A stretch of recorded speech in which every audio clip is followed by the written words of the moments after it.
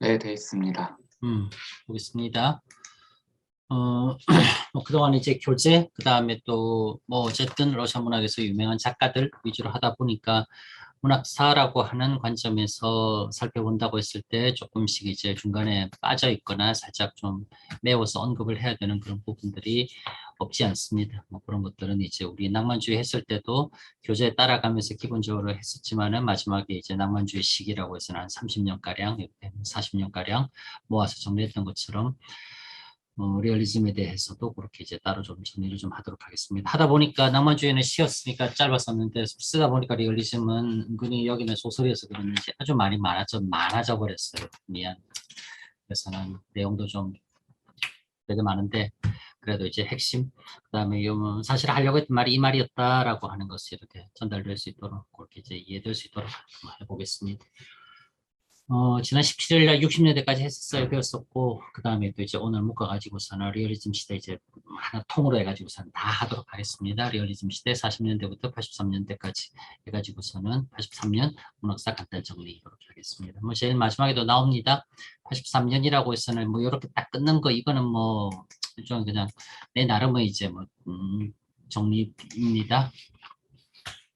내 나름의 정리 있고 그러긴 하나 80년대 초 까지 일단은 도스토옙스키 죽고 투르게네프 죽고 추르니시옵스키 죽고 돌스토이는 그렇게 글 안 쓰겠다고 공개적으로 대놓고 선언하고 그래서는 이제 80년대 이후도 여전히 리얼리즘이라고 넓은 의미에서 불만하는 상황은 지속이 되고 있지만 그러나 통상적으로 뭐 일반적으로 우리가 이제 러시아 리얼리즘 문학 19세기 후반 그 후에 뭐 거장들 등장하던 그때 그 시대 문학이라고 했을 때는 40년대부터 시작해서 83년으로 끝나는 이 시기 한 40년대 특히 이제 50년대 중반부터 해서는 이제 80년, 83년 저 정도까지 해서는 한 25년 정도, 사반세기 정도를 봤습니다.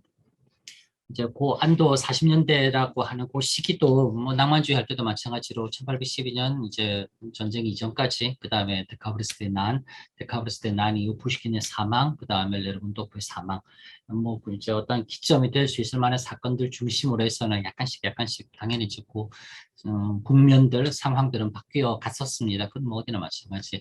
리얼리즘 또한 마찬가지로 40년이라고 하는 꽤 긴 시간을 가지고 이야기하면서도 당연히 앞부분 그 다음에도 뭐 가운데 단계라고 할 수 있을 만한 상황 그 다음에 확연하게 조금 이제 뒷부분 뭐 이제 뭐 각각은 또 그 안에서도 이렇게 좀 상황은 이제 좀 다르게 전개되고 약간씩 이제 뭐 달리 여겨지는 것 너무나 당연합니다. 그래서 일단은 뭐 크게 보자고 하면은 낭만주의 이후 리얼리즘으로 이행의 시기 안에 가지고 이제 넘어가는 과도기적인 그 다음에 그 과도기라고 하는 것은 자연파의 활동 시기 40년대라고 말할 수 있을 테고 자연파에 대해서 조금 이야기했지만 그래도 그냥 같이 넣어가지고선 하나로 다 정리했어요. 그 다음에 이 1848년 유럽에서 펼쳐지기 시작하는 뭐 이러저러한 수많은 민족들의 기본적으로서는 일종의 독립운동 플러스 일종의 사회 계층 운동으로서의 1848년 유럽 혁명 뭐 거기에 화들짝 놀란 니콜라 1세가 이제 탄압 정책 하면서는 피트로시프스키 사건이라고 하는 뭐 사실 그렇게까지 뭐 혹독하게 처벌할 사건 아니었었지만 군복이를 보여준다라고 하는 의미에서 처음 뭐 이제 처단했었던 피트로시프스키 사건, 도스토옙스키 연루되었었던 그래서 시베리아 유형 갔었던 그러면서는 이제 니콜라 1세 마지막 시기는 얼어붙은 아주 그냥 정치적으로 아주 탄압하던 시기 그런 정치적인 탄압이 결국 마지막에 빵 터지다시피 중간에서 결국은 일그러지면서 해결된 게 크림 전쟁, 크림 전쟁의 패전. 전쟁 그렇게 치고 나면서 전쟁 한번 진 거 보면 사실 그렇게 큰 뭐 타격 아닐 수 있습니다. 러시아가 잘하는 게 전쟁인 것 같은데 러시아가 큰 전쟁에서 진 적은 이 크림 전쟁 이게 사실상 거의 유일하다시피 합니다. 럴 전쟁에서 물론 일본에게 졌지만은 그거는 원체 러시아 주력군이 뭐 거의 손이 미치다시피 하기 힘든 극동에서 벌어진 전쟁. 뭐 사실은 이제 좀 소규모 전쟁이었고 그거 빼고 나면 러시아가 전쟁에서 진 적은 사실상 거의 없다시피 해요. 크림 전쟁이 주요 전쟁 중에서는 유일하게 패전을 기록한. 그럼에도 불구하고 니콜라이 1세 시대 때 원체 30년 동안 억눌려 오면서 뭔가 좀 답답하다라고 하는 것을 느끼고 있었던 상황이었기 때문에 크림 전쟁의 패전 이후 러시아 사회는 이제 뭔가 좀 달라져야 되지 않냐, 우리 오죽하면 전쟁까지 졌겠냐, 우리 뭔가 좀 달라져야지라고 하는 요구가 막 빗발치듯이 쏟아졌고, 그 결과로서 도입된 게 농노제 폐지라고 하는 개혁적 정책이 그렇게 뭐 시행이 되었습니다.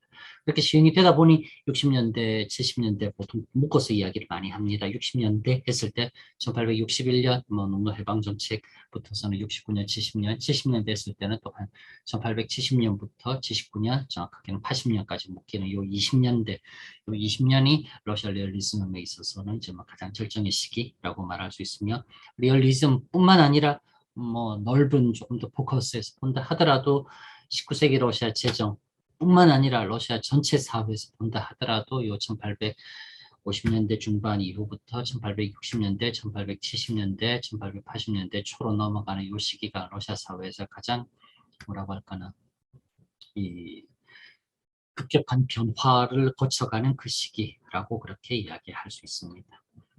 그래서 1860년대는 59년부터 시작해서는 1860년대는 시베리아 유형에서 돌아온 도스토옙스키 그리고 톨스토이가 왕성하게 본격적으로 활동했었던 전쟁과 평화 쓰면서 그 시기라고 이야기할 수 있어요. 1970년대 이르게 되면은 정치적인 대립이라고 하는 것은 더더욱 그냥 이렇게 격렬하게 치닫게 되고, 그러한 이제 1970년대는 문학도 한창 왕성해지고, 이제는 문학뿐만 아니라 다른 영역에서도 역시 사회를 반영하고 뭔가 표현하려고 하는 움직임이 아주 또 일어났으니, 그렇게 사회를 반영하고 표현하려고 하는 움직임이 문학 외에서도, 문학 말고 다른 쪽에서도 일어난 것은 미술이라고 하는 회화의 영역에서도 이제 뭔가 드러내고 싶어 했던 것 같았었어요. 뭔가 느낌, 감정이라고 하는 것, 스스로의 그런 것들. 그래서 이제 1970년대는 정말 이제 그냥 물 끌어갔다라고 할 수 있습니다. 그리고 한 가지 더, 뭐 프린트에도 좀 곳곳에는 막 적혀 있지만은, 선생님 농노예방이 일어났다면서요. 그리고선 개혁적인 조처들이 60년대 초에 여전히 막 따라서 이루어졌다면서요. 그런데 왜 계속 정치적인 대립이라고 하는 것은 계속 뭐 더 심해져 갔나요? 약간 아이러니하지만은 이완의 시기 정치적인 대립은 더 심해져 갑니다. 무슨 말이냐? 옥죄이고 있다가 풀어주니 이제 다 자기 말 하기 시작하는 거예요. 그러면서 찬성하는 사람이건 반대하는 사람이건 이런 생각을 가진 사람이건 저런 생각을 가진 사람이건 마구마구 뭔가 자신의 이제 뭐 사상, 이념이라고 할 만한 것들을 아주 적극적으로 표출하기 시작합니다. 억눌렸던 시기는 용기 없는 사람들은 입을 닫아버리거나 외면해버리거나 목숨 걸고 그래도 쓰겠다라고 하는 사람들은 아주 우회적으로 비꼬아서 이렇게 그냥 수수께끼처럼 이렇게 그냥 돌려서 쓰는 그런 정도. 그러나 풀어주면은 할 말 입 가진 사람들은 말 다 하기 시작합니다. 그래서는 사실 러시아 역사에서 가장 관대한 군주, 뭐 그래봐야 결국 전제 군주 아니냐라고 하겠지만, 가장 관대한 군주, 심지어는 농노해방 덕분에 러시아뿐만 아니라 뭐 유럽 전체에서 해방자라고 하는 별칭까지 갖고 있는 알렉산드르 2세 시대 때 오히려 농노를 해방하고 이러저러한 개혁적 조처로서 실질적인 변화를 이끌려 하고, 그러한 상황을 뭐 한편으로서는 틈타서 또 한편으로서는 그러한 상황이 마침내 찾아오자 아주 이러저러한 의견들, 이념들, 사상들이라고 하는 것이 무르익어가고 익어갈 뿐만 아니라 이러저러하게 표출되고, 그렇게 드러나면서 원했건 원하지 않았건 갈등관계, 충돌관계라고 하는 것은 또 마구마구 생겨나고, 또 그렇게 표출하다 보니 표출의 영향, 이제 표출된 그러한 이제 뭐 사상들의 영향을 받은 사람들이 또 한편으로서는 서로서로 부딪히기도 하고 그렇게 되는 경우이기도 합니다. 어제 어떤 학생이 전화가 와서는, 선생님 있잖아요. 한 학기 수업쌤이 수업을 듣다 보니까 러시아 사람들은 왜 이렇게 막 써제끼기 시작했나요? 그리고 왜 이렇게 많이 썼대요? 그리고 또 이 사람들은 왜 꼭 이렇게 안 쓰면 뭐 안 되는 뭐 그런 뭐 이유가 있었습니까? 왜 이렇게 막 썼대요? 라고서는 질문을 하는 아주 훌륭한 학생이 한 분 있었어요. 우연히 얼마 전에 마침 이제 우연히 다른 이제 그 매체에서 이제 접하게 된 사실이었는데, 뭐 어떤 선생님 말씀하시던데 꽤 충분히 그럴 수 있겠다라는 느낌 들었습니다. 여러분들에게 하는 이야기가 아니라 나 역시 마찬가지고, 21세기 우리는 모니터 한번 보세요. 얼굴 한번 보세요. 우리 21세기 대한민국을 살아가는 현대의 우리는 안 읽어요. 텍스트라고 하는 글을 안 읽습니다. 하나도 안 읽는다는 말이 당연히 아니라 텍스트라고 하는 글에서 무언가 정보를 얻거나 재미를 취하거나 하는 경우가 그리 많지 않아요, 사실. 왜? 여러 다른 경로들, 즉 글 말고 다른 것들이 역시 우리를 흥미롭게 하거나 관심을 끌거나 우리에게 뭔가를 주는 것들은 많아요. 즉 21세기 어찌되었건 우리에게 접근할 수 있는 경로는 아주 많은 매체들에게 열려 있고 그들은 또한 그들 나름의 방식으로 우리들의 관심, 흥미주의를 언제나 끌어갑니다. 무슨 얘기하고 싶을까? 19세기라고 하는 지금으로부터 150년, 200년 전쯤의 세계에는 그렇게 많이 지금 21세기를 살아가는 우리들만큼 그렇게 많이 뭔가를 이끌어가거나 주위를 돌려놓을 만한 것들이 많이 없었어. 선생님 말씀하시길 19세기에 나온 문학 서적뿐만 아니라 철학책도 그렇고 사회사상책도 그렇고 19세기쯤까지 나온 책들은 지금 나오는 책보다 엄청 다들 두껍대요. 즉 양이 많고 많이 썼다라고 하는. 왜? 그때 당시에는 책이라고 하는 문자 텍스트로 정보가 전달되는 경우가 거의 대부분이었었기 때문에 결국은 그 활자라고 하는 것이 뭔가 새로운 정보가 되었건 사상이 되었건 이념이 되었건 감정이 되었건 뭔가를 전달하는 매개로서 가장 주요하게 쓰였던 때가 바로 그 19세기. 그러다 보니 그때는 정보량, 채널이 독점되다시피 하니 정보량은 거기에 다 실릴 수밖에 없었어요. 그래서 19세기에는 책들이 다 길고 두껍고 쓸 말들이 많았었어요. 뭐 친구들, 선후배들 있는 몇몇 이제 뭐 그런 곳들에서 요즘 다 스마트폰으로 보잖아요. 웹소설 읽어보는 사람 있나요? 있으면 자랑스럽게 손들어 보세요. 선생님 저 봐요. 웹소설 읽어보는 사람. 웹소설이 뭔지라는 들어봤나요? 그러니까 이야기하자고 하면 웹툰에서 이제 소설도 그렇게 짤막짤막한 내용으로서 연재되다시피 하는 그런 거랍니다.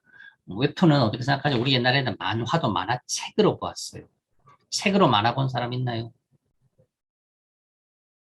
책으로 만화 보았습니까? 그래요. 연수형 책으로 만화 봤고, 최정훈도 책으로 만화 봤고, 요즘 만화는 우리가 이제 어떻게 봅니까? 카툰이라고 하는 만화는 이제 우리 어떻게 보나요? 호텔에서 보거나 디바이스에서 보잖아요. 노트북에서 보거나 스마트폰에서 보거나 책으로 된 만화는 이제 사라졌잖아요. 그냥 우리 그냥 이렇게 이제는 스크린에서 모니터에서 봐요. 마찬가지로 소설이라고 하는 것 또한 종이 위에 팔자로 찍힌 소설이라고 하는 것은 문학사라고 하는 수업에서 선생이 퀴즈 친다 안 읽으면 너네들 내가 혼낼 거다라고 쓰는 선생이 지랄지랄 하니까 여러분들이 이제 억지로 보잖아요. 그거 아니면은 책으로 된 소설을 일부러 책꽂이에서 빼서 내가 볼 일은 일도 없음. 그런 상황이다 보니 소설이라고 하는 뭐 우리에게 익숙한 전통적인 형식도 이제는 웹이라고 하는 다른 매체로 들어와서는 연재되기 시작해요. 웹에서는 대체로 500자 이내, 2페이지 반 정도 짤막하게 해서는 왜냐하면은 글 길면 안 읽잖아요. 긴 글 우리 다 패스하잖아요. 됐고 세 줄 요약이 왜 등장하느냐? 긴 글 읽기 싫으니까 야 이건 내용 정도가 좀 짤막하게 좀 요약해줘. 해가지고서는 등장하는 상황. 그러다 보니 더더욱 이제 우리는 뭐 우리 인내심이 바닥을 낸다라기보다는 그냥 환경 자체가 변화하다 보니 그 변화해가는 환경에 적응하는 것인지 아니면 우리가 인내하지 못하기 때문에 환경이 우리에게 적응되어 오는 것인지 뭐 이거 어떻게 된지는 잘 모르겠지만은 어쨌건 그러합니다. 정리하자고 하면은 19세기 러시아 문학이라고 하는 것은 역시 마찬가지인 것 같긴 한데 그렇게 생산되고 그렇게 유통될 수 있는 환경이었었기 때문에 그렇게 길게 쓰여지고 많이 쓰여지고 읽어졌던 것 같아요. 그렇게 길게 쓰여지고 많이 쓰여질 수 있었던 것 이유 중에 또 하나로서 역시 어렴풋하게나마 생각해 볼 수 있는 게 잡지의 연재가 되었다라는 점. 러시아 사람들 역시 한 번에 500페이지, 700페이지짜리 책 던져주면서 이거 다 읽어라고 하면 그 누가 읽겠어요? 읽을만한 호흡으로서 5, 60페이지씩 잡지에 나오니 그거는 읽는다고. 읽다 보니 그건 또 나름 재미가 있고 그 다음에 살짝 기대가 되기도 함. 그래서 딸려가듯이 읽었다. 어떻게 생각하자고 하면 21세기 지금 우리의 웹소설, 웹툰이라고 하는 게 19세기 러시아 비롯한 19세기 유럽에서는 잡지에 연재되던 장편 소설의 일부분으로서 그래도 읽을 게 겨울밤 기나긴 동안 텔레비전도 없고 라디오도 없고 인터넷도 없고 신문도 대충 다 읽은 것 같고 오락거리 내지는 뭔가 지적인 사고를 할 만한 상황이 종이에 쓰여진 글밖에 없었기 때문에 그래도 그걸 이틀, 3일, 4일 동안 4, 50페이지 텍스트는 읽고 있었다니까요. 무슨 말인지 알겠나요? 그래서는 이야기하자고 하면은 어찌되었건 예술이라고 하는 뭐 문학이 포함되는 이 형태 또한 그 주변을 둘러싸고 있는 사회 경제적인 변화라고 하는 것과 언제나 이렇게 좀 밀접하게 연관이 되어 있고 함께 간다라고 저는 당연히 생각할 수밖에 없을 것 같아요. 여기까지만 잔소리하고선 더 이상 이야기 안 하도록 하겠습니다. 19세기 중후반 유럽에서 우후죽순처럼 미술관들이 생겨나기 시작했어요. 오늘 이건 수업 내용과 약간 연관이 있습니다. 나중에 트레자코프스카이 갈레리아라고 하는 트레자코프 미술관이라고서는 함께 이제 묶어서 이야기할 부분입니다만 전에 한번 얼핏 이야기했었습니다. 카메라라고 하는 새로운 문명, 문물, 기술이 등장하자 당장 실업의 위기에 처한 사람들은 초상화를 그리던 화가들. 이제 사람들이 초상화 안 그리고 사진 찍잖아요. 가만히 보세요. 19세기 러시아 작가들도 19세기 전반기 낭만주의 시대 때 사람들은 당연히 사진이 발명되지 않았으니까 여러 작가들, 화가들의 초상화로서 남아있어요. 19세기 후반만 들어가더라도 물론 여전히 초상화도 있었지만 이제는 사진들이 등장합니다. 도스토옙스키 사진들, 돌스토이 사진들이 등장해요. 그래서 우리는 도스토옙스키, 톨스토이 뭐 그래도 우리는 노문학과니까 전공이니까 우리는 조금 한 뎁스 더 들어가서 우리는 하기 때문에 위대한 작가들을 그린 초상화도 알고는 있지만 그러나 일반적으로서 도스토옙스키, 톨스토이를 비롯한 19세기 후반에 이러저러한 많은 작가 인물들은 다들 사진으로 알려져 있고 우리는 사진으로서 도스토옙스키의 그 당시 모습, 톨스토이의 그 당시 모습을 어렴풋하게나마 추정합니다. 다시 돌아와서 카메라가 등장하자 초상화 화가들이 비롯해서는 화가라고 하는 사람들이 매우 위기, 곤경에 처하게 되자 화가들의 반응, 화가들의 활로는 어떻던가요?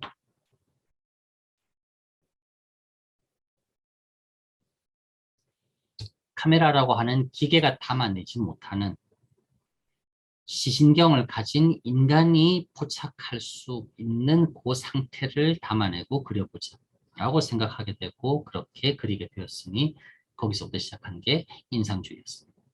그리고 그렇게 인상주의 화가들에 의해서 많은 작품들이 등장하기 시작하면서 그 앞전 한 두 세대, 세 세대 전 18세기 이제 유럽의 이제 17세기 후반부터서 유럽의 산업혁명, 18세기, 19세기 앞부분 거쳐가면서 물론 여전히 사회경제적인 모순 불평등하긴 했었지만은 그래도 최소한의 자본을 갖춘 중상층, 중간층이라고 하는 자유시민들이 생겨나기 시작한 유럽에서 그 이전까지 예술이라고 하는 것은 공유되는 형태였었어요.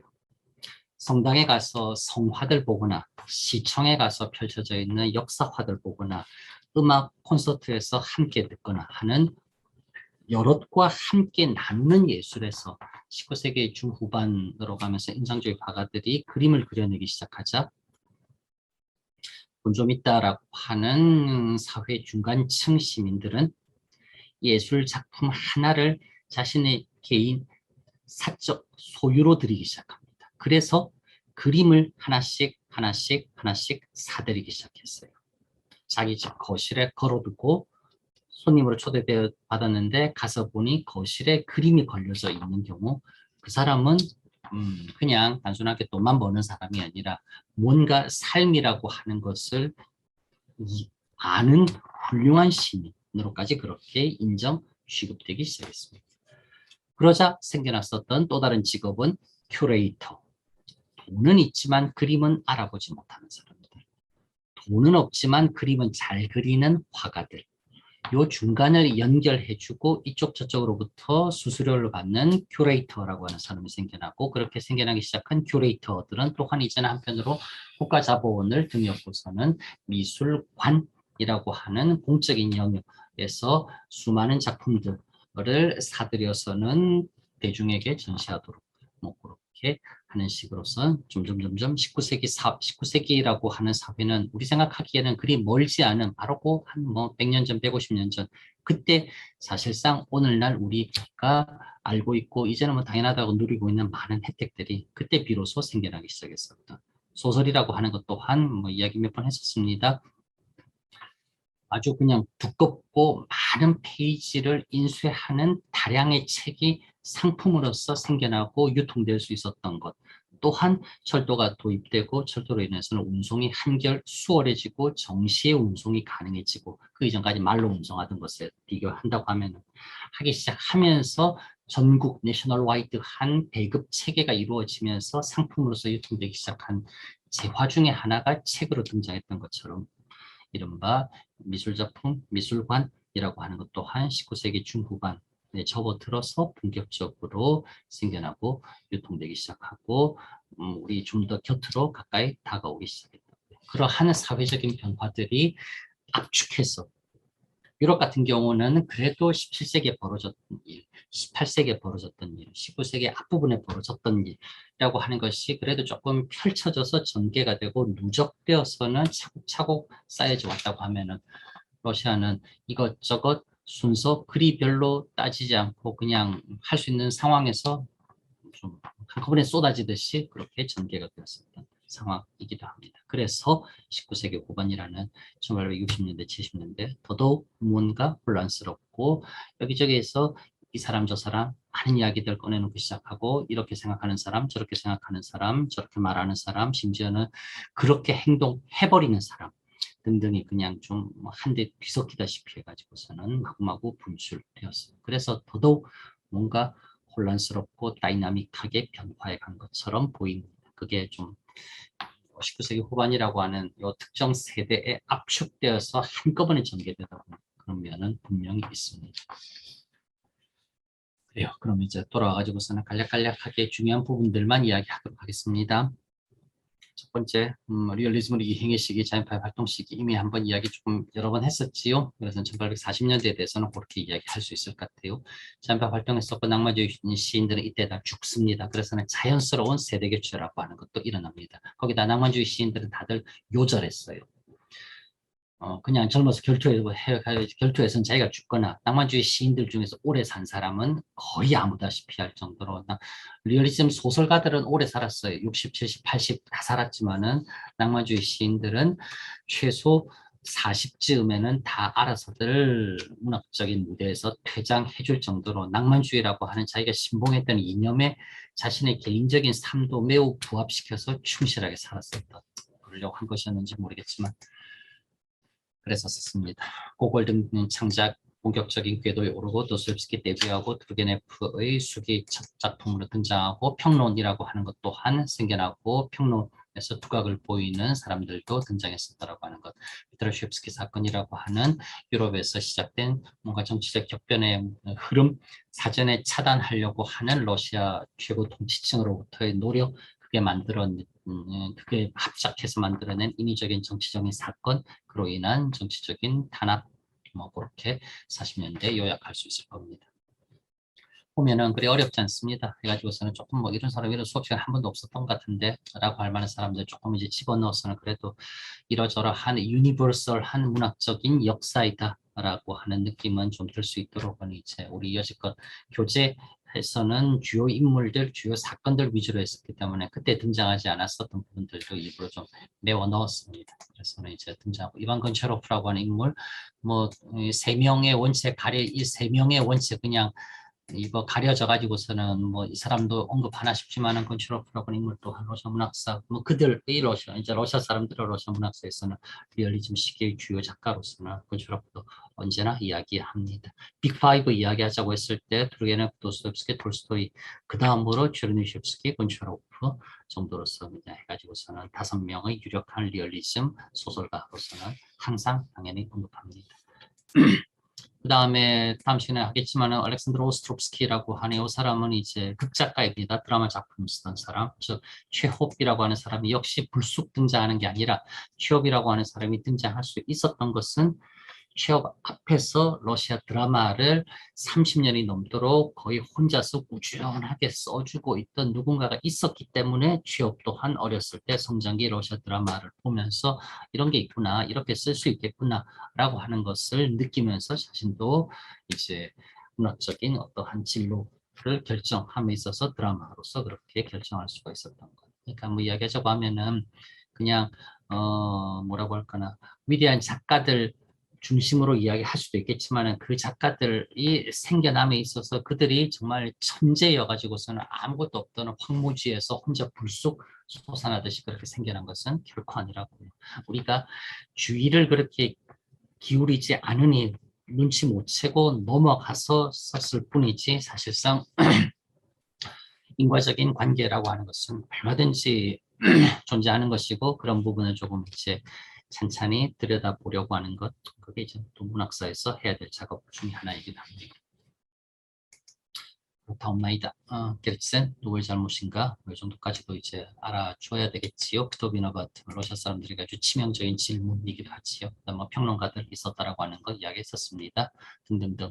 그다음에 문예 잡지라고 하는 것 30년대, 40년대 여전히 이제 잡지라고 하는 것을 통해 가지고서는 평론도 등장하고 평론이 등장했었던 지면이 잡지, 그 다음에 작품들도 잡지에 등장하고 그런 식으로 이제 이어졌었습니다. 낭만주의 시인들을 대장해 가지고서는 37년 푸시킨의 사망 이후 거의 이때 그냥 다 죽습니다. 다 죽어요. 그러면서 자연스럽게 세대 교체가 이루어집니다.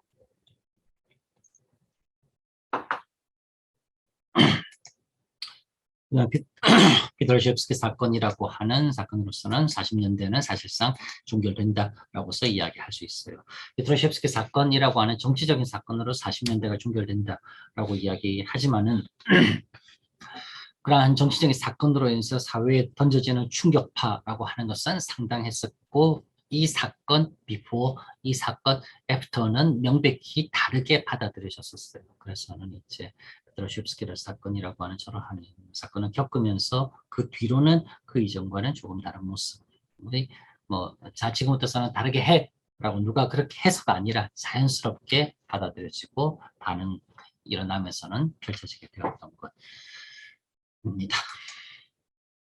그 다음에 하나 1849년에 바벨 안넨코프라고 하는 평론가입니다. 이 사람이 리얼리즘이라고 하는 용어를 처음으로 쓰기 시작했어요. 리얼리즘이라고 하는 말을. 그래서는 러시아 문단에서도 그 이전까지는 그냥 이제 뭐 러시아 문학의 흐름, 러시아 문학의 새로운 경향 뭐 이런 식으로 뭔가 아직 특정하지 못한 상태에서 설명이 이루어지다가 49년 바벨 안넨코프라고 하는 사람이 리얼리즘이라고 하는 용어를 뭐 당연히 이제 소유록에서 차용한 이제 단어이고 개념이지만은 그렇게 들여오면서 그때서부터 그래 이건 그 이전까지와는 다른 뭔가 좀 더 리얼한 뭐 실제 이 세계를 담아내려고 하는 뭐 지향 뚜렷하게 보이지 않느냐.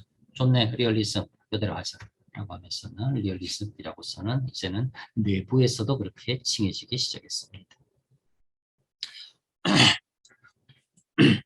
하나 더 이야기하자고 하면은 잠깐만.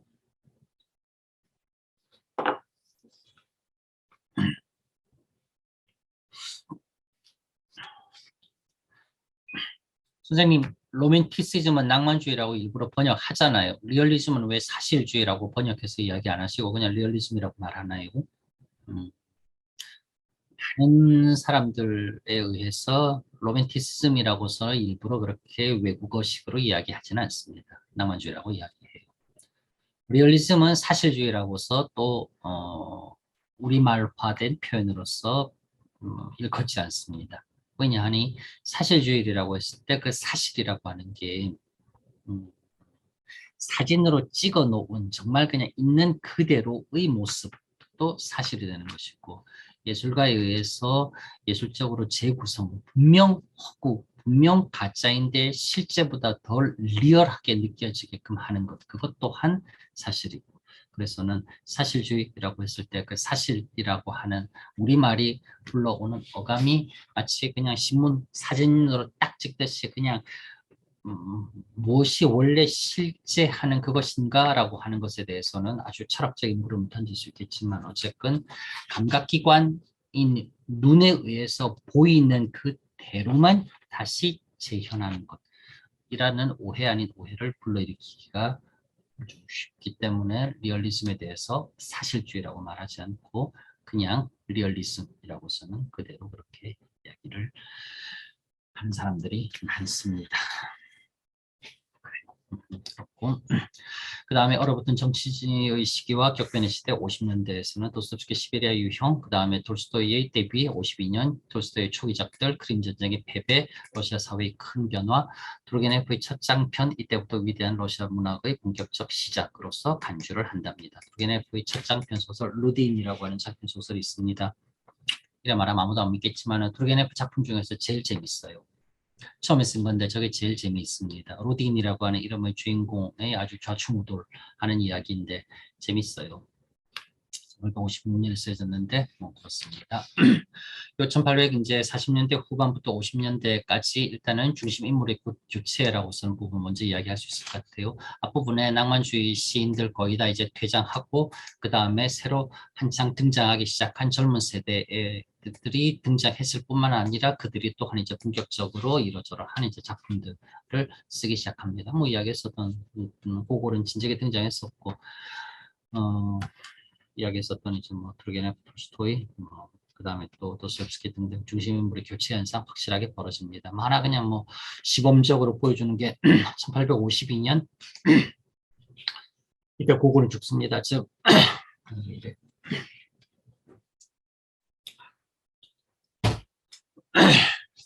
1852년 고골은 죽어요. 자연파의 첫 번째 작가로서 활동했었던 고골 죽고 바톤 넘겨받듯이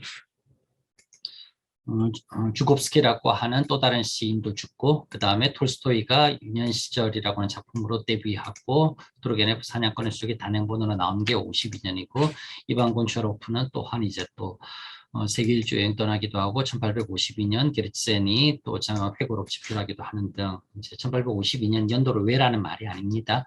그 시기 일련의 사건들이 하나로 집중되면서 뭔가 바뀐다라고 하는 느낌은 모두가 다 뚜렷하게 가졌었다. 그런 상황. 그런 걸 하나 딱 예를 꼽자고 하면은 52년이라고 하는 이런 연도 있을 수 있다라고 합니다. 그 다음에 크림 전쟁, 19세기 러시아 사회의 전환점이자 분수령 해가지고서는 뭐 이야기 나와 있습니다. 그리고 크림 전쟁.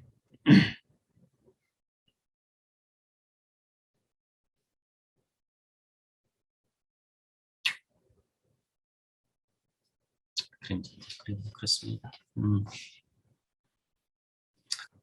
그래, 잔소리 안 할래. 더 이상 시간이 없다.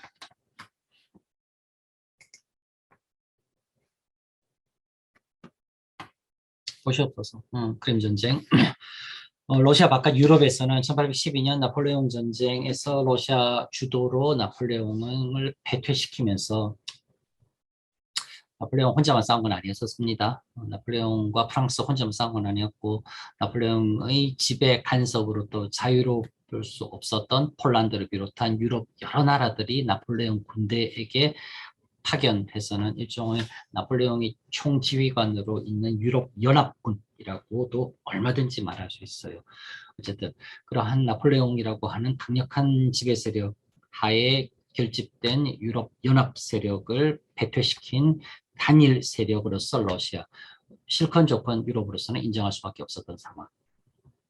그렇게 30년, 40년 있어 오다가 있는 동안 니콜라 1세라고 하는 황제가 유럽 대륙 전체에서 러시아 헤게모니를 너무 강력하게 주장하고 곳곳에서 실현하려고 하니 자연스럽게 유럽에서는 러시아에 대한 반발 생겨날 수밖에 없었고, 그게 갈등의 한 고리가 생겨나자마자 마치 기다렸다는 듯이 심지어는 영국, 프랑스 등이 이슬람 세력인 자신들과도 불편한 이슬람 세력인 오스만 투르크를 도와서 러시아하고 맞서 싸우는 뭐 그러한 그냥 안티 러시아로 전 유럽이 대동단결해서 맞붙었던 전쟁이 크림 전쟁이 되게 됩니다. 그래서 러시아 입장으로서는 불과 40년 만에 이렇게 뒤집어졌냐라고 하는 것을 스스로 느끼고 유럽 입장으로서는 그래 아우 저 무식한 촌놈 같은 저 러시아 것들 아우 겨우 몰아냈네 라고 하는 개운한 느낌을 또 유럽은 갖게 되고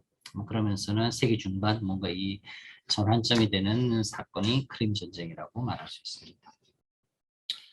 그렇게 크림 전쟁 이후 뭔가 러시아로서는 또다시 이제 생각하지 않을 수 없었고 전쟁에 한번 졌다라고 해가지고서는 뭐 나라가 큰일 나는 건 아니지만은 패전을 일종의 사회 후진 자신들의 후진성을 다시금 인식하는 하나의 계기 정도로는 삼았던 것 같습니다. 그러면서 이대로는 안 될 것 같아. 그럼 어떡하지?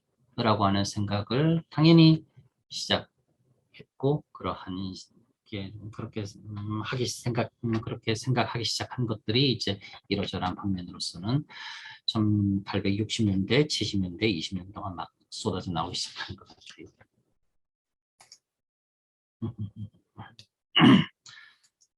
그래서 50년대 중반부터 추르니첵스키의 무엇을 할 것인가 정말 말 그대로 전쟁 치고 난 다음에 앞으로 이제 우리는 뭐 어떻게 무엇을 할 것인가 라고 하는 뭐 단순하게 전쟁이 졌으니까 우리 어떻게 할 것인가 그 문제는 아닙니다. 추르니첵스키의 저 작품은 아주 그냥 공상적 이상주의자로서 추르니첵스키 같은 경우는 조금은 급진적인 그런 이제 사상을 강력하게 주장했었던 그런 사람입니다. 시베리아 유형 가서도 그 뭐 도스토옙스키 시베리아 유형 갔다고 하는데 도스토옙스키 시베리아 유형과는 비교도 안 되는 추르니첵스키는 20년이 넘도록 시베리아 유형을 살았어요. 도스토옙스키는 4년 죄수에 있었고 4년은 병사로서 사병으로서 복무 로서 유형을 대체받았었던 그 경우는 추르니첵스키는 죄수로 20년을 있었습니다. 도스토옙스키 사실 좀 비교가 되지 않아요. 뭐 그렇다고 도스토옙스키가 엄살 부렸다는 말은 당연히 아니지만은 20년 동안 시베리아에 있으면서 하루 4시간 밖에 자지 않으면서는 끊임없이 철학책 쓰고 읽고 글 쓰고 읽고 글 쓰고 했었던 인간 의지라고 있다고 하면은 만약 그런 인간 의지의 철인으로서 추르니첵스키는 받아들일 수가 있습니다. 어렸을 때 눈이 진짜 안 좋았어요. 그래서 저는 어렸을 때 친구들하고 놀지도 않고 집에서 했던 게 집에 있는 책 읽는 게 이 꼬마 추르니첵스키 일이었었어요. 그래서 저는 이미 8살에 대학에 갈 수 있을 만한 정도의 실력은 갖추었었던 뭐 형식적으로 요구되니 그래도 우리 시계 중학교 고등학교 다니고 15살에 모스크바 대학 입학하고 그래서 저는 이제 뭐 했었던 사람입니다.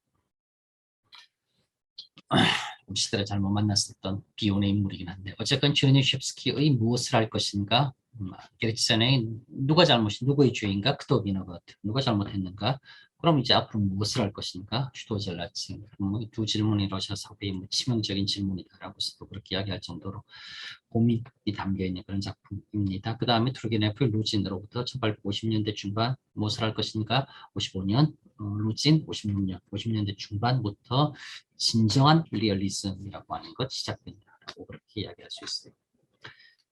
그 다음에 푸시킨에 대한 재평가 또 한그렇게 일어나고 그 다음에 또 농노해방 61년 유형에서 돌아온 59년 도스토옙스키 그리고 톨스토이가 본격적으로 활약하는 60년대에 이르러서 1860년대, 1870년대, 요 20년대가 진정 리얼리즘의 전성기라고 할 수 있는 시기로서 접어들게 됩니다. 농노해방은 1861년 일어나게 되고 미국의 남북전쟁 노예 해방보다 빠르지요. 미국은 전쟁하고서는 노예 해방되었지만 러시아는 자르가 노예들 해방시켜 농민들 해방시켜라고 하면서는 말 한마디로서 해방되었습니다. 다시 상피츠부르크로 돌아온 도스토옙스키 그 다음에 40년대와 60년대 아버지와 아이들이라고 하는 투르게네프 작품에서 이야기됩니다.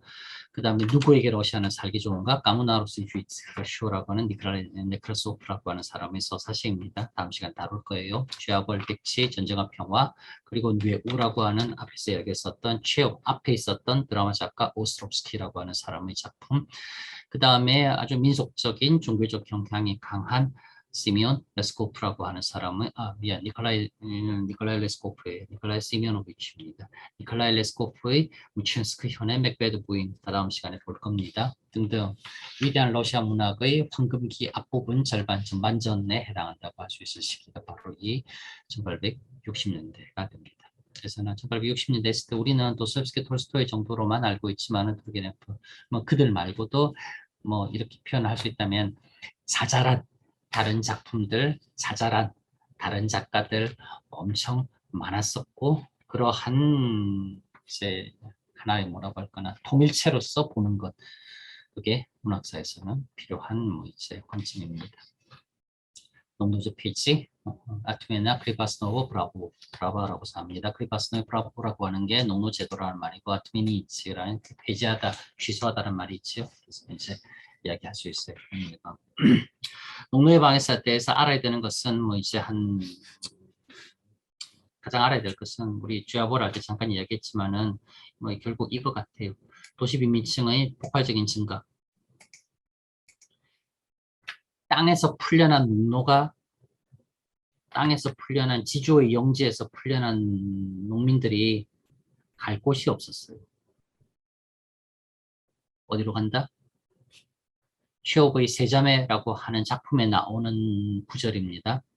갈 곳 없는 사람들이 가는 곳 모스크바.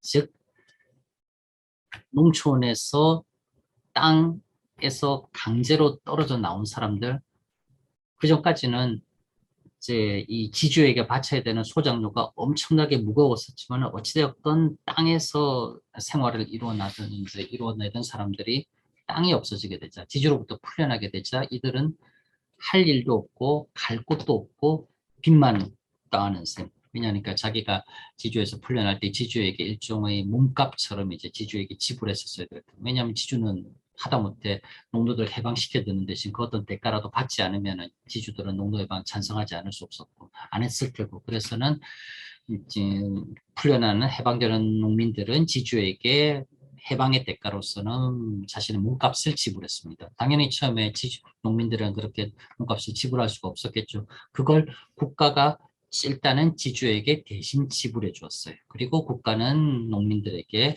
천천히 갚으라 라고서는 그러한 제도. 뭐 어찌되었건 농민들은 땅에서 풀려났었지만은 농민들 입장에서는 갑자기 땅을 잃은 셈이 되었고 거기다 더해 갑자기 엄청난 빚이 생겨났어요. 농민들이 할 수 있는 선택은 뭘까나? 당연히 돈을 벌어야죠. 돈을 벌어야 당장 먹고 사는 이점이 해결이 되고 갚아야 될 빚을 그나마 조금씩이라도 갚을 수 있지 않겠어요. 그럼 농민들이 어떻게 한다? 돈 벌려고 하면은 도시로 올 수밖에. 도시로 오고 그렇게 도시로 러시아 전역에서 거의 모든 농민들이 다 몰려들다시피 하니 당연히 도시 근처에 공장을 갖고 있었던 공장주들 입장에서는 더욱더 싼 값의 노동력을 부릴 수가 있게 되는 것이죠. 그렇게 해서는 결국은 도시 빈민층이 폭발적으로 급작스럽게 증가하게 되었고 이건 미처 정부도 예측치 못했었던 그 결과 그러한 이제 폭발스럽게 증가한 도시 농민들 말에서는 도시 빈민들의 팽창 그리고 그들의 불만 누적, 그들의 매우 열악한 생활 등등은 무언가 이대로 사느니 차라리라고 하는 생각을 하지 않을 수 없게끔 하고 그게 1905년의 피해 일요일이라고 하는 1차 혁명 사건의 직접적인 도화선이 되었고 나중 1917년 2월 혁명, 1917년 10월 혁명, 즉 러시아 혁명 으로 이어질 수밖에 없었던 연결고리의 첫 번째 트리거 방아쇠를 의도치 않았었지만은 당기게 되는 셈이 되어버렸었습니다. 저는 좀 알아야 됩니다. 그리고 이제 농노 예방이 이제 사회 경제적인 이제 후속 영향이 되는 것이고 농노 예방 자체는 사실상 더 이상 미룰 수 없는 과제였었습니다. 뭐 미국의 예를 들지만은 과거 16세기, 15세기, 16세기 서부 제국주의 열강들의 식민지 운영은 사실은 뭐 말 자체에서 드러나잖아요. overseas colony라고서는 바다 바깥, 즉 자신들이 사는 곳과는 아주 멀리 떨어진 곳의 해외 식민지, 바다 건너 아주 이질적인 세계의 식민지를 건설하고 역시 자신들과는 아주 다른 이질적인 노동력들을 노예처럼 들여와서는 식민 모국에서 부렸었던 상황. 러시아는 달라요. 지주가 같은 영지에 살고 있는 같은 문화권에 속하는 러시아인을 사실상의 노예 상태로서 부리고 있다라고 하는 것은 이거는 매우 좀 윤리적인 문제가 컸었던 부분입니다. 그래서 사실은 조금 그나마 생각하는 러시아 사람들이라고 하면 18세기 때부터 가장 먼저 이제 주장했던 게 농노제 폐지해라, 말 안 된다. 우리가 무슨 제국주의 식민국가에서 아프리카 노예들 남아메리카 원주민들 노예로 잡아와가지고 부리는 것도 아니고, 어떻게 러시아인을 노예보다 더 못한 인간의 모습을 한 가축의 상태로 부리고 있느냐. 이건 말 안 된다. 노예제 폐지하라. 라고 하는 주장은 진즉에 있어 왔었으나 미루고 있다가 결국은 전쟁의 패전, 뭔가 바뀌지 않으면은 힘들겠다라고 하는 사회적인 분위기, 결국은 그 분위기에 알렉산더 2세가 뭔가 이렇게 그냥 밑에서부터 요구가 끌어오르고 있는데 차라리 이거 선제적으로 위에서 하는 게 그나마 사태 뚫고 나갈 수 있는 돌파구다라고 해서는 사르의 강력한 뜻으로서는 결국은 이제 관철되었었지. 결국은 농노제라고 하는 것은 늦으나 빠르나 폐지되지 않을 수 없는 상황이었었으나 어쨌건 그 폐지의 여파는 심대했었고 결국은 사르 체제 자체의 중식으로까지 연결되는 출발점이 되는 셈입니다. 그렇게 하고서는 그러면서는 이제 정말 바로 이 곧 자신들 스스로의 문학으로서의 러시아 리얼리즘 문학이라고 하는 것을 펼쳐나가기 시작합니다. 어떻게 생각하는지 모르겠지만은 톨스토이의 전쟁과 평화도 사실은 톨스토이는 1860년대 농노해방 이후 러시아 사회 바로 톨스토이가 전쟁과 평화를 쓰기 시작한 1863년 즉 농노해방령이 선포되고 난 직후의 러시아 사회까지 러시아 사회가 어떻게 변화해 왔는가, 즉 어떻게 오늘에 이르게 되었는가를 톨스토이는 쓰려고 일부 이제 제일 앞부분을 쓴 게 전쟁과 평화가 됩니다. 무슨 말하고 싶은 거냐? 러시아 리얼리즘 소설 작품들을 가만히 들여다보면은 가만히 안 들여다봐도 뭐 별 상관없어요. 대충 보더라도 모든 사건의 시간적, 공간적 배경은 1860년대, 1870년대, 즉 지금 바로 이곳 오늘의 러시아예요. 딴 곳 이야기 안 해요. 낭만주의 시인들은 예를 들어서는 카프카스 가고 싶어 했었습니다. 그리고 낭만주의 시인들은 뭔가 아주 조화로운 질서 이상이라고 하는 과거에 대한 회귀, 염원이라고 하는 마음도 불쑥불쑥 숨길 수 없는 상태로 드러나기도 했었어요. 리얼리스트라고 하는 리얼리즘 시대 때의 리얼리즘 소설가들은 단 한 명도 예외 없이 언제나 바로 지금 여기 오늘 러시아에서 벌어지는 일들, 그게 많은 경우는 모스크바 상트페테르부르크라고 하는 도시였었겠고, 도시가 갈등이 증폭되고 갈등이 첨예화되는 가장 좋은 곳이잖아요. 농촌 또한 마찬가지겠지만 바로 지금 이곳 여기 오늘이라고 하는 당대성, 현재성, 집자성이라고 하는 것이 리얼리즘에게서는 출발점이자 어떻게 생각하자고 하면은 매우 중요한 성결 과제처럼 요구되었었고, 그걸 도외시하는 리얼리즘 작가들은 아무도 없었습니다. 그래서는 이제 스스로의 상황과 문제에 집중할 수밖에 없었다. 이러기 때문에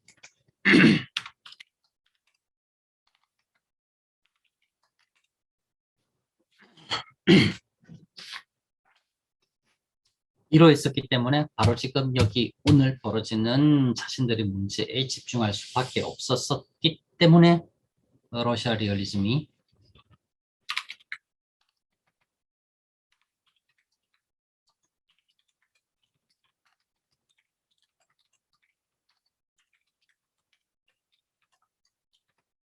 바깥으로 눈을 덜 돌렸어요. 이때 이 바깥이라고 하는 것은 러시아 바깥 외부, 즉 낭만주의 시대까지만 하더라도 언제나 뭔가 또 다른 하나의 영감, 원천, 또한 자극의 경로처럼 작용했었던 타자라고 하는 외부에 대해서 러시아는 리얼리즘 시대 때는 최소한 스스로의 내부의 문제에 집중하다 보니 외부로는 시선을 돌릴 수 없었습니다. 좀 더 정확히 말하면은 도스토옙스키는 늘 외국 여행 갔어요. 외국 여행 갔다고 하니까 유럽 여행 갔다고 하니까 지금 우리 입장에서는 도스토옙스키 돈 많았나 보다. 도스토옙스키 되게 막 가난하게 살았다는. 근데 맨날 외국 여행 가냐?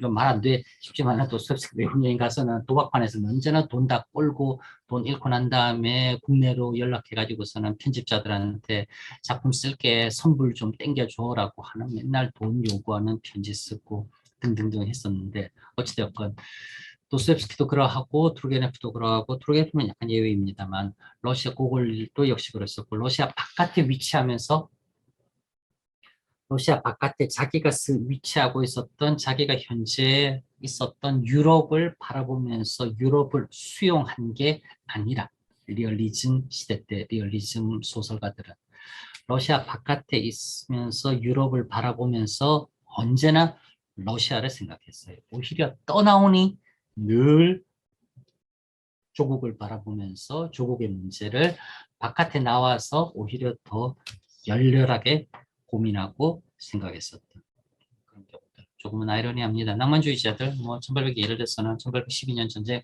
치르기 위해서 나갔었던 그러저러한 이제 귀족 청년 장교들 같은 경우는 유럽을 바라보면서 유럽을 수용하느라 매우 열렬하게 유럽을 수용했었지만은 리얼리즘 시대 때의 리얼리즘 작가들은 러시아 바깥으로 나가서라도 언제나 자신들의 생각, 자신들의 뇌리를 사로잡고 있었던 것은 유럽이 아니라 러시아였습니다. 그런 점들은 조금은 다르게도 충분히 생각할 수 있습니다. 이 부분 나중에 뒤에도 나옵니다.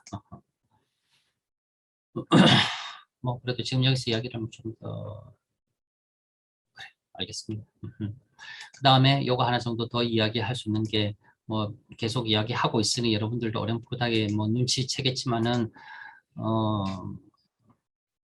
조금 진부해 보이는 이분법이고 약간은 천편일률적이다라고 하는 생각이 들 수 있겠지만은 결국은 요 두 양극을 왔다 갔다 하는 진자 운동, 반복 운동 물론 그러면서 조금씩은 스파이럴한 선형 구조로서 변화해 가지만은 어쨌건 그렇게 왕복 운동 왔다 갔다 하는 이제 요 상황을 바꾸는 두 축으로서는 한쪽에서는 감정, 한쪽에서는 이성이라고 하는 것을 설정할 수도 있을 테고 또 한쪽 편에서는 내용, 또 한쪽 편에서는 형식이라고 하는 이제 큰 그런 부분들을 뭐 설정할 수 있을 겁니다. 얼마든지.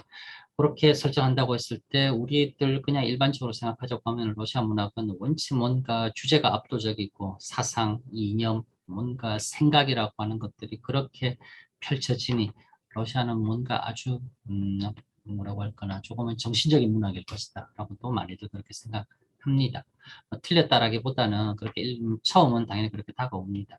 그렇게 몇 번 이야기했지만은 그렇게 내용 위주의 이제 주제론적인 문학이면서도 동시에 또한 러시아 특히 리얼리즘 시대 때 같은 경우는 형식 위주의 뭔가 이 결국은 내가 아무리 이러저러한 생각 뭔가 나의 관념을 문학이라고 하는 형식으로서 문학이라고 하는 요 틀로 담아내고는 있지만은 내가 지금 말하고 있는 이 내용 이것은 또한 조화로운 어떠한 이 외부 틀에 담겨서 함께 드러나야 되는 것. 이 생각은 러시아 리얼리즘 시대 때 모든 작가들 언제나 다 하고 있었어요. 그런 생각 안 한 사람은 단 한 명도 없다시피 할 정도입니다. 그래서는 뭐 결론 말아서 하면은 테마가 중요한 만큼 그 테마 바깥에서 테마를 담아내고 있는 스트럭처라고 하는 것도 함께 중요하다라고 하는 거. 뭐 어느 이것만 중요해. 이거는 의미 없어. 그런 게 아니라 이것만큼도 이것도 역시 함께 중요하다고 함께 살펴봐야 된다라는 거. 그런 부분들이 여지없이 드러나는 게 역시 또한 리얼리즘이기도 하더라고 하는 거. 잘 알아둡시다. 그래서는 결국 러시아 리얼리즘 총론처럼 이야기하는 거지만은 전 그냥 좁은 의미에서 러시아 문학이라기보다는 오히려 뭐 러시아가 그나마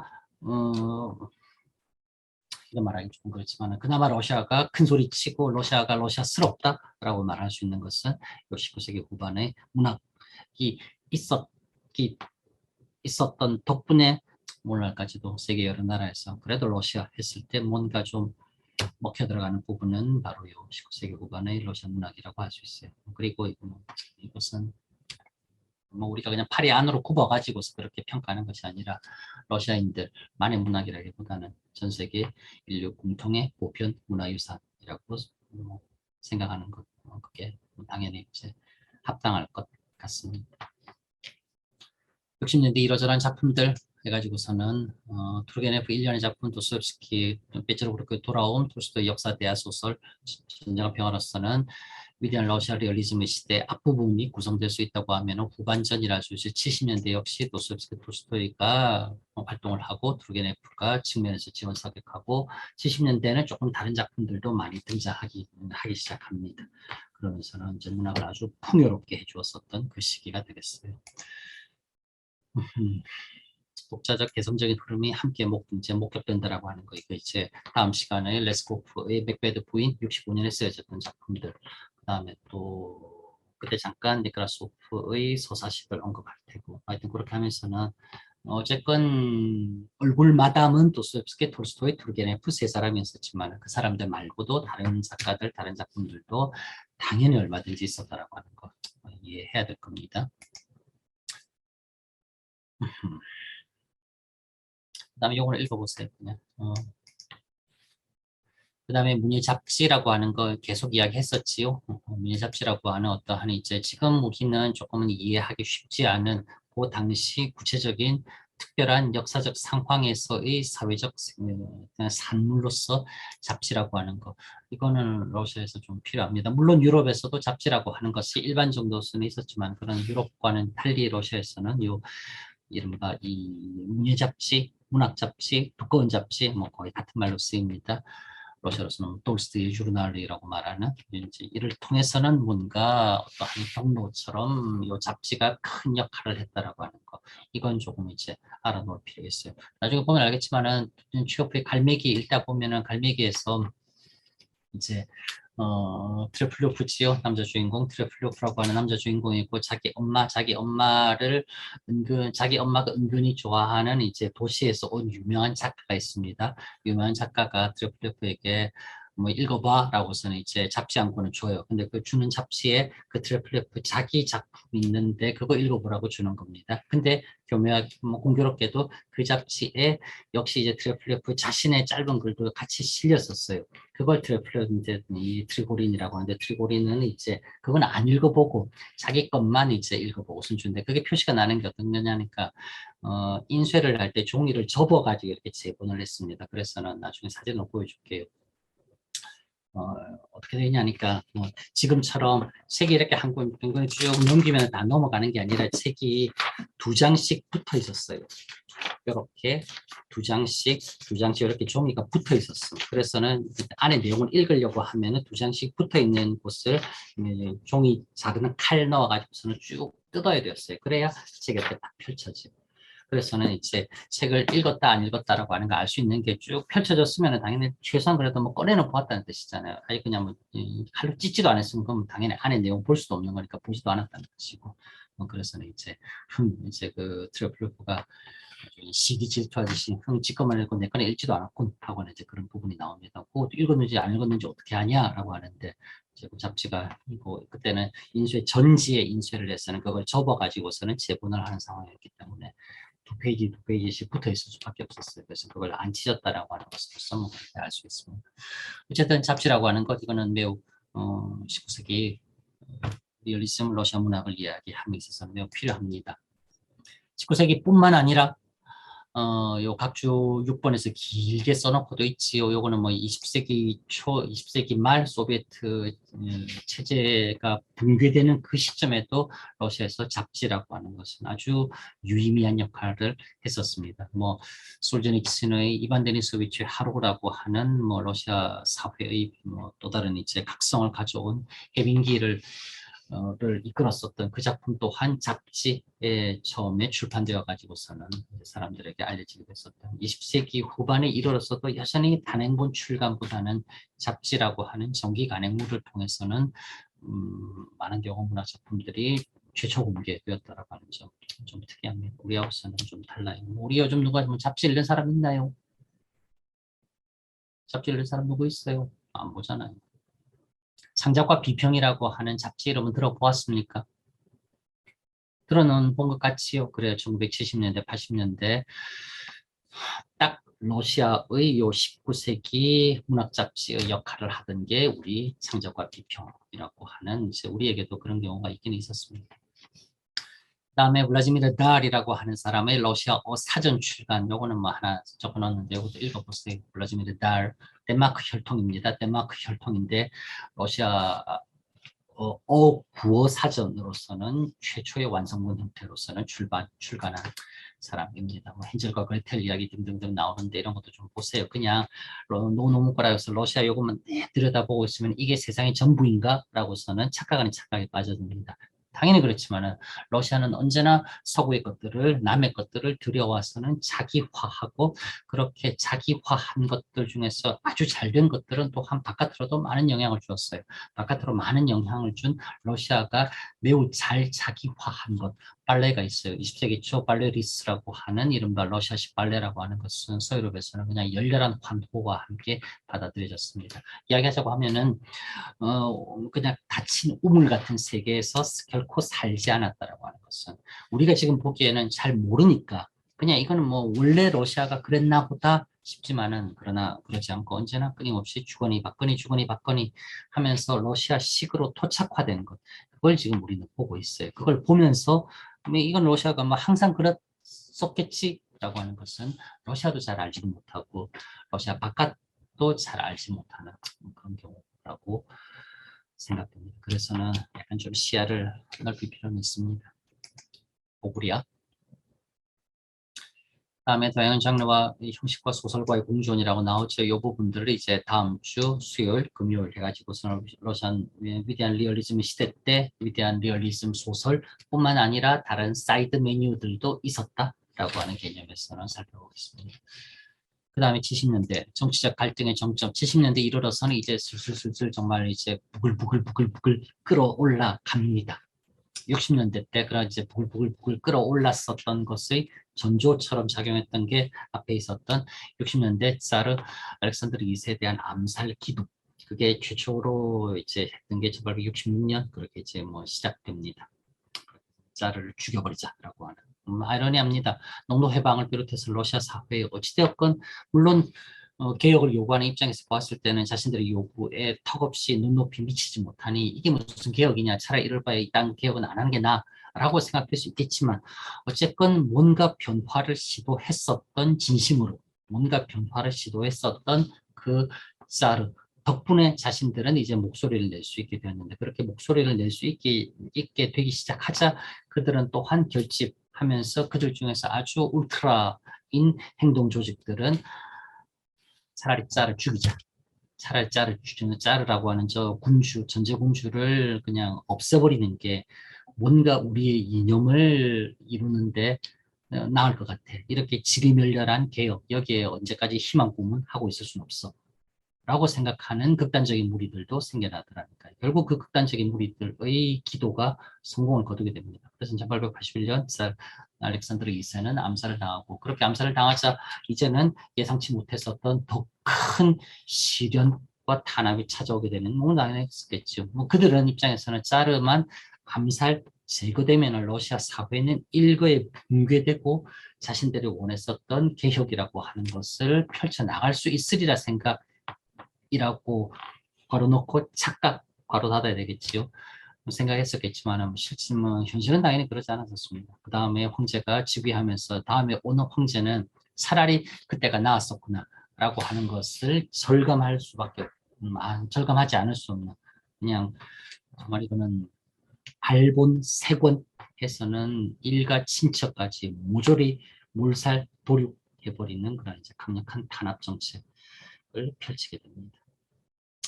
좀 치더라도 결국 흐름 뭔가 요구라고 하는 것은 끝내 외면할 수 없으니 그렇게 강력하게 위에서 누르면은 당장은 뭐 5년, 10년 정도는 숙이는 듯 싶지만은 그러나 그 다음에 또 다른 이제 사람들이 등장하게 되고 결국은 그렇게 해서는 블라디미르 레닌에 의해서 나중 1917년 러시아 혁명으로 정치적으로서는 비교되어 나갑니다. 잠깐 역사의 순리인 것 같아요. 당장 보면은 퇴보하는 것 같고, 당장 보면은 잠깐 앞서 나가는 것 같지만은, 그 국면만의 상황은 아닌 것. 이렇게 언제나 좀 넓게 볼 필요는 있을 것 같아요. 그렇습니다.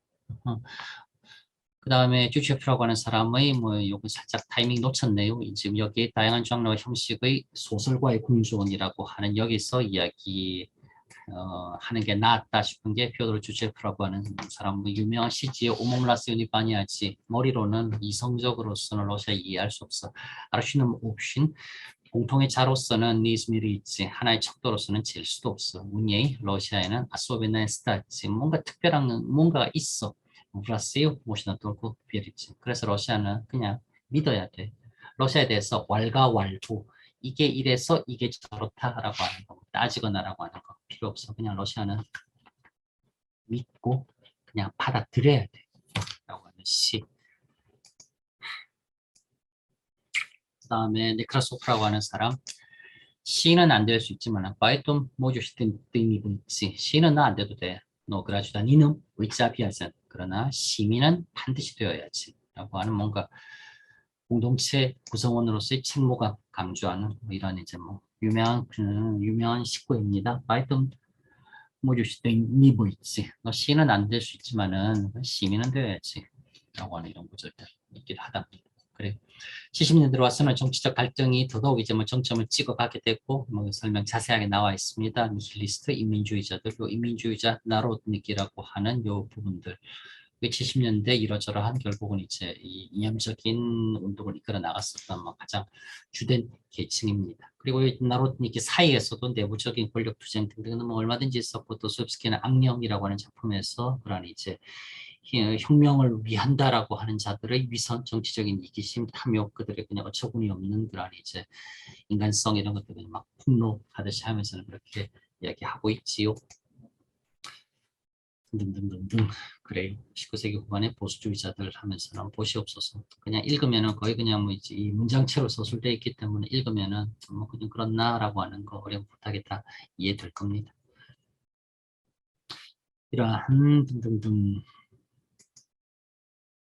1870년대의 문학으로의 반영이라고 했을 때는 조금 이제 앞인데, 육chen 톨스토이가 오히려 가장 대표적인 정치적인 작가입니다. 도스토옙스키 톨스토이는 도스토옙스키가 투르게네프는 정치라고 하는 1차적인 의미의 정치에서는 약간 한 발 물러나 있는 듯한 그런 느낌 많이 줍니다. 톨스토이 아나 까리리나 73년, 76년 쓰고 있는데, 귀족 사회에서 한 귀족 부인의 불륜 치정 둘러싼 사건. 우리 생각하자고 하면은 아무리 본인이 귀족 출신이라 하더라도 사회가 저렇게 막 들끓고 있는데 저런 주제로 저런 내용 쓴다라고 하는 건 역시 한가한 사람이구나. 라고 톨스토이 아나 카레니나에서 얼핏 생각될 수 있습니다. 물론 아나 카레니나는 그것만은 아니긴 하지만. 그 다음에 도스토옙스키도 악령 쓸 때는 이제 뭔가 민주주의스 이제 혁명을 이제 주창하던 민주 세력에 대한 이제 비난이 있지만은, 카라마조프가의 형제들에서는 도스토옙스키는 확실히 뭔가 조금은 종교적인 문제라고 하는 측면으로 조금은 나와 있습니다. 그거 생각하자고 하면은 투르게네프가 아주 정치적인 작가예요.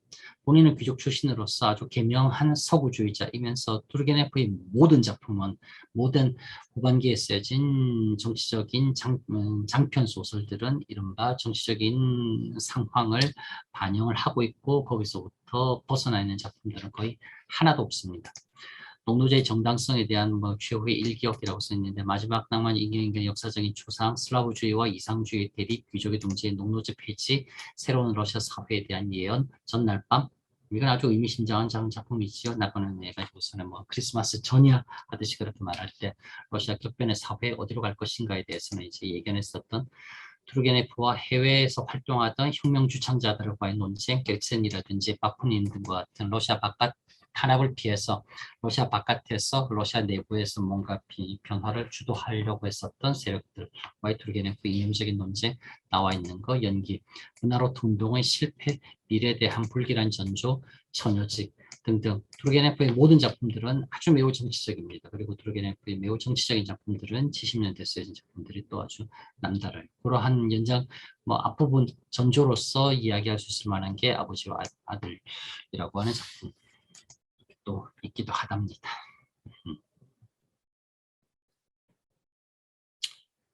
그래요.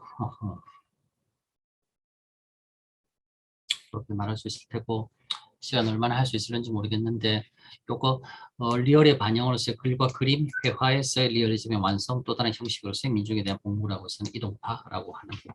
요거는 이제 70년대 상황으로서는 이제 조금은 우회할 수 없는, 둘러갈 수 없는 부분들 됩니다. 이동파에서 이야기하고 싶은 것은 그래요. 레빈의 요거 볼과 강의 베끄는 인부들이라고 하는 그림 요거 하나 가장 대표적으로 보고 여기에 대해서 한두 마디만 잠깐 하도록 하겠습니다.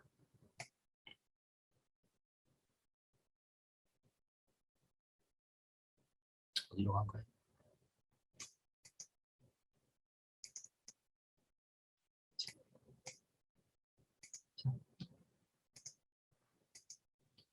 많이 본 그림이지요?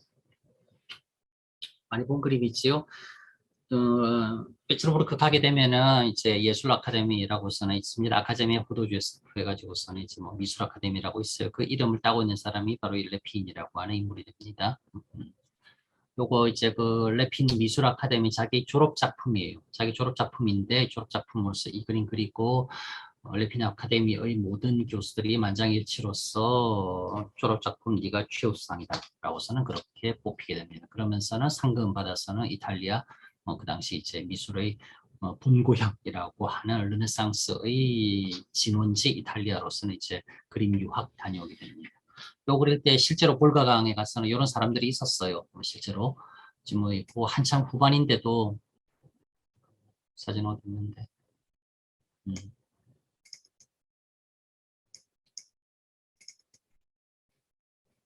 공유되나요? 요거는 20세기 초에 찍은 사진입니다. 그래서 볼강에서 베끄는 사람들, 이제 큰 배가 터빈이 돌아가는 큰 배가 이렇게 강 근처에 이렇게 딱 요 부두에다 붙이려고 하면은 그때는 이제 요 터빈을 끄고서는 사람이 이제 살살살 끌었었어요. 질문: 왜 사람이 끌고 있을까? 배를 왜 사람이 끌지요? 말보다 비싸서인가요? 말이 더 비쌌어요. 말에게 건초 먹여주는 것보다 사람에게 임금 지급하는 게 더 쌌어요. 그래서는 사람이 배를 끌었어요. 진짜입니다. 하나 더. 지금 여기 이렇게 댓글은 요 이제 끈이지요.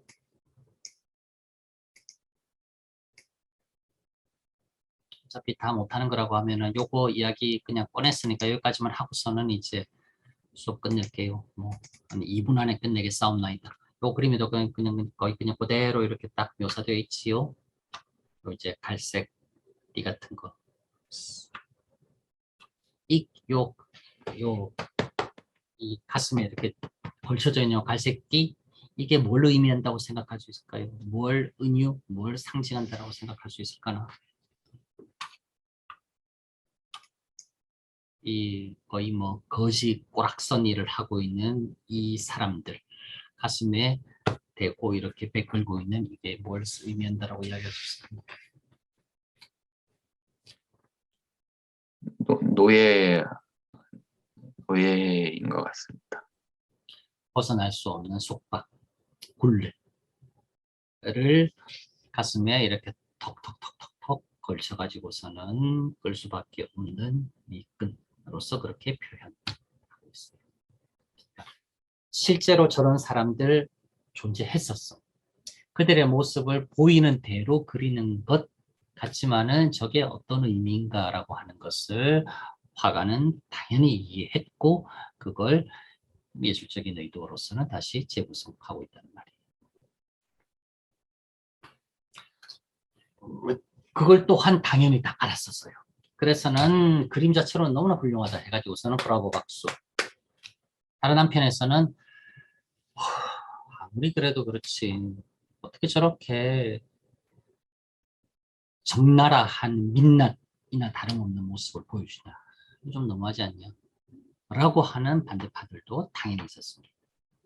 어쨌건 레핀의 저 그림으로부터 출발하듯이 조금보다 살짝 빨랐었지만은 이동파 회화라고 하는 어떠한 흐름이 또 조직이 되면서는 글로도 쓰지만 백문이 불여일견이라고 하나의 시각적 이미지로 선명하게 전달하면서 뭔가를 불러일으키려고 하는 그런 경우들도 있었다고요. 그 일에 최적화되어 있다 싶은 사람들은 역시 이미지 회화라고 하는 조형 예술로서 작업하는 화가들. 그래서는 그들이 그림을 그리고 그 그림 가지고 이제 도시의 구매층이라 할 수 있을 도시 사람들에게만 보여주는 것. 그들이 봐서 뭐해? 이 그림의 주인공들, 그림에 등장하는 주인공, 이들 스스로가 자신들의 모습을 보도록 하는 것. 이게 진정한 변화의 시작이지 않겠느냐? 라고 생각하고서는 자기 그림들 싸가지고서는 러시아 전역을 마차에 그림 실어가지고서는 다니면서는 마을에 가면은 자자 모여보세요. 여러분들 여기서 그림이 어떤 건지 한번 보신 분 있나요? 그림? 그게 뭐예요? 먹는 거예요? 오세요 오세요. 그림 이런 거랍니다. 라고 하는 것을 보여주는 사람들이 활동하기 시작합니다. 그들이 이동파라고 하는 사람들. 이게 되고 한편으로서는 문학작품으로서 또 한편으로서는 회화작품으로서 1870년대 러시아 사회의 모습을 담아내고 이끌려고 하고 했었던 움직임이라고 말할 수 있습니다. 어차피 오늘 다 못하니까 오늘 여기까지만 할게요. 다음 시간에 레스코프 하기 전에 오늘 조금 못했던 거 보고 이제 맞아 이야기하고 하도록 하겠습니다. 그래 오늘 수업은 여기까지만 일단 하도록 하겠습니다. 고생 많았어요. 수고했습니다.